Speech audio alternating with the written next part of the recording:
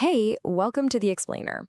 Today, we're doing something really cool. We're going to crack open the vault of bank analysis. I'm serious. We're going to give you the exact tools the pros use so you can look right past those fancy logos and see what's really going on with a bank's health. So, when you think about your bank, it's kind of like a black box, right? Your money goes in, your money comes out, but beyond the brand name, how can you actually tell if that bank is strong? Like really strong? Well, that's exactly what we're going to figure out. Think of it like this. We're going to give the bank a full physical, a checkup. We're looking at its core vital signs. This has nothing to do with how famous the bank is and everything to do with its fundamental strength. And to do that, we need the right tools. And our diagnostic tools? It all comes down to just 4 key financial ratios. That's it.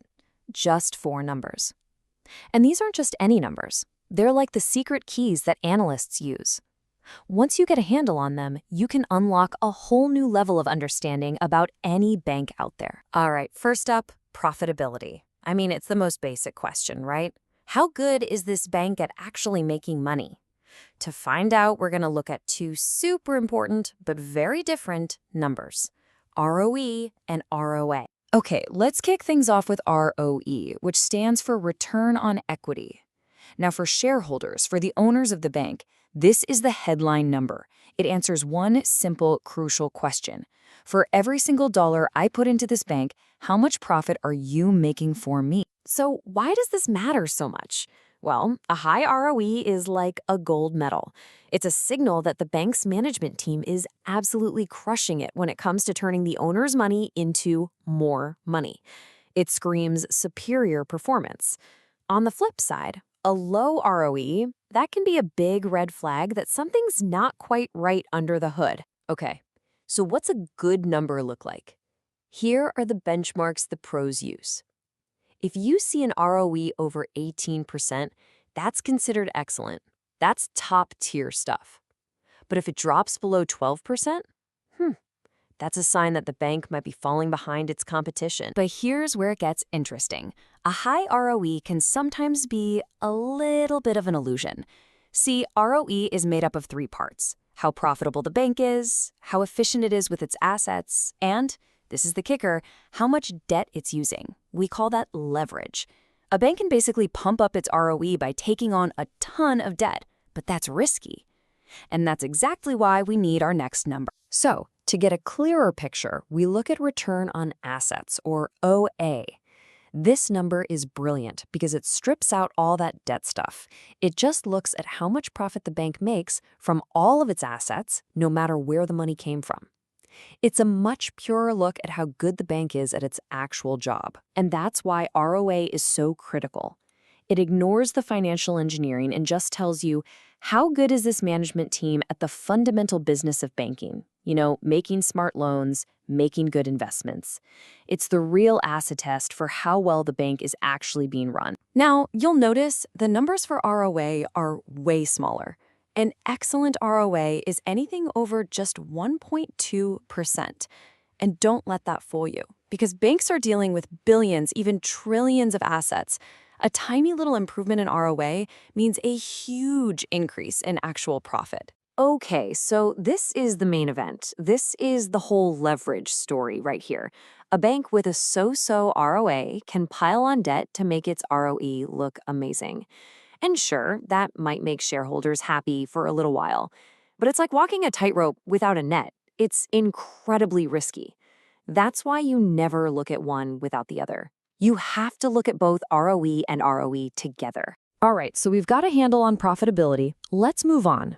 It's time to pop the hood and look at the bank's engine room.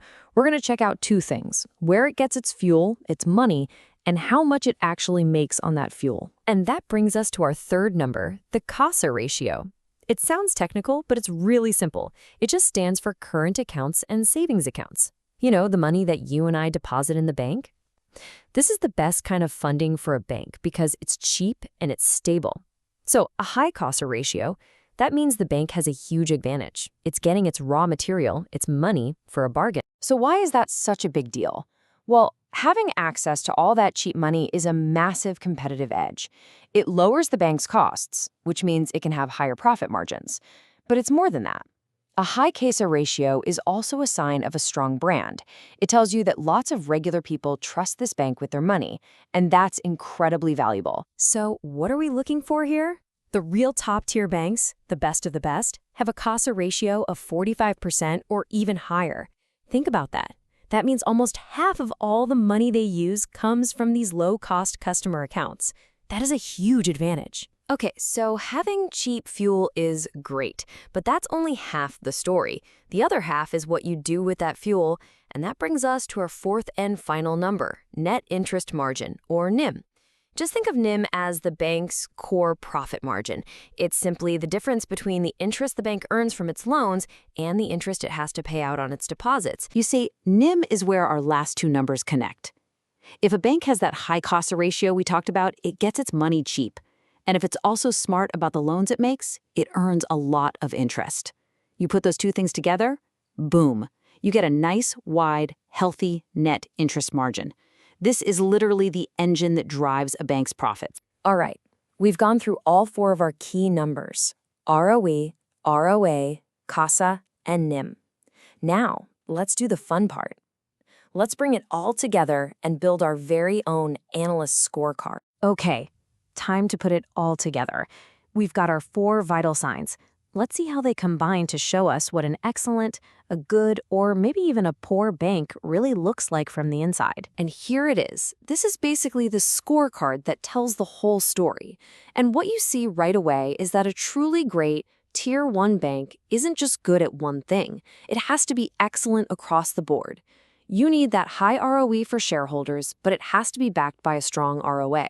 You need a fantastic CASA ratio to get cheap funding, and you need to turn that into a wide NIM. Now, one last crucial piece of advice. The pros don't just look at these numbers once. They look at the trends. Is ROE going down quarter after quarter?